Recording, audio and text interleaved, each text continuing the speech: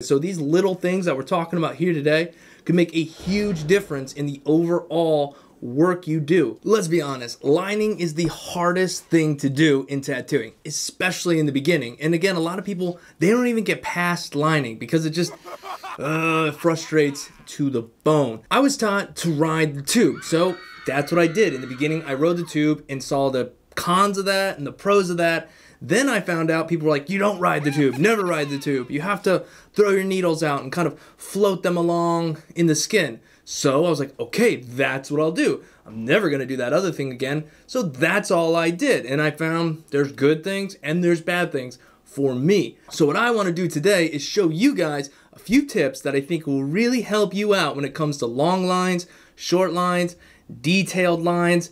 So gloves, let's get a baseline of what riding the tube is, pushing on the skin, allowing your needle to control your depth. Now there are some downsides and some upsides, we'll get to that shortly.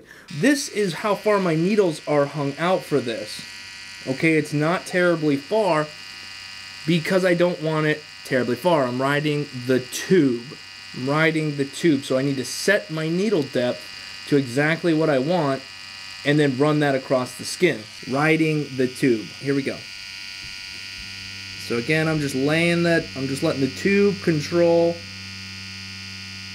my needle depth. And there you go. Not a bad line, not too shabby at all. Now the downside to riding the tube is that skin is different throughout. So you might have the perfect needle depth set. That needle's throughout just perfect to give you a nice line right here.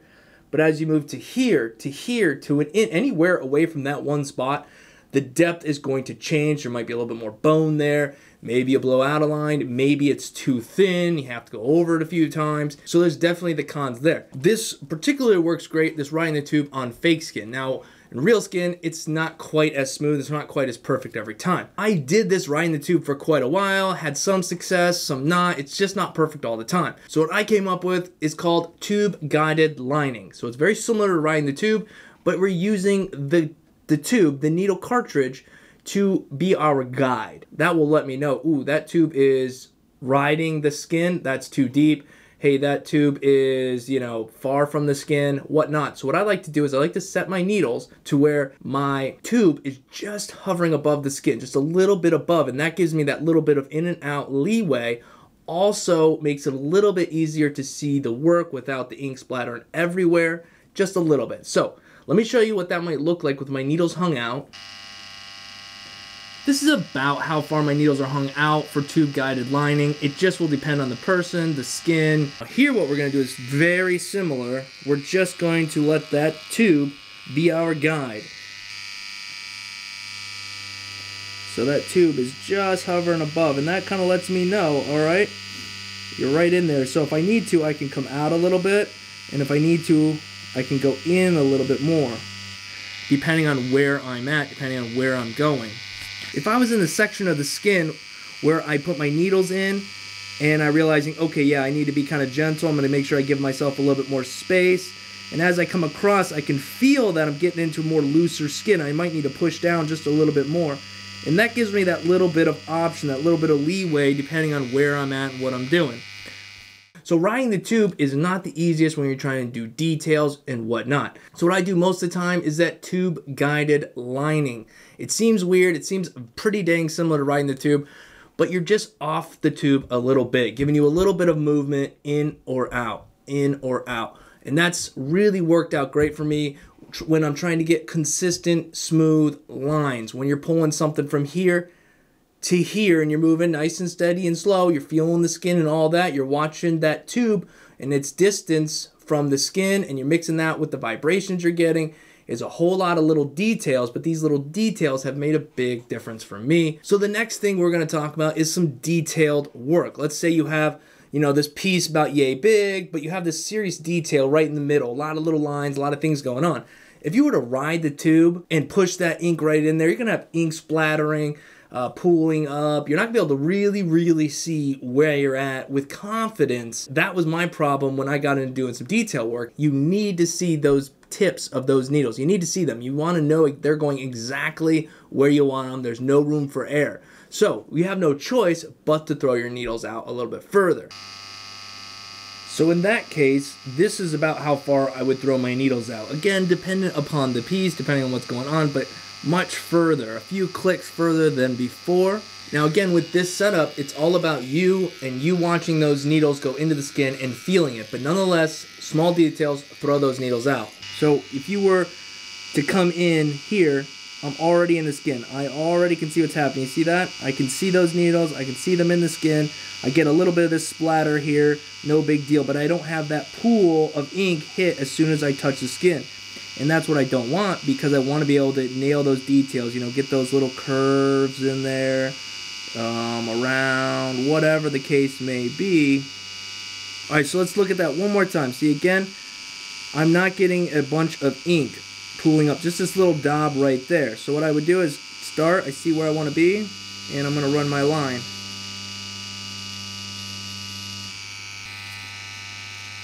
All right, and again, for those details, because I'm watching the tips of those needles, I'm just watching the tips, and I want to see what's happening. Okay, I'm going in, I feel the vibration, I can absolutely see where those needles are at.